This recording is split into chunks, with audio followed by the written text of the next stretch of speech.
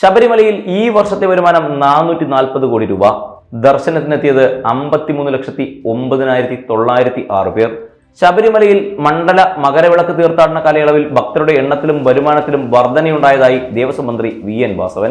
ഈ വർഷം 53,09,906 പേരാണ് സന്നിധാനത്ത് ദർശനത്തിനെത്തിയത്. അതിൽ 10,03,305 പേർ സ്പോട്ട് ബുക്കിംഗിലൂടെ ദർശനം നടത്തി. കഴിഞ്ഞ വർഷത്തെ അപേക്ഷിച്ച് 6,32,308 പേർ കൂടുതലായി എത്തിയെന്നും മന്ത്രി വാർത്താ സമ്മേളനത്തിൽ പറഞ്ഞു.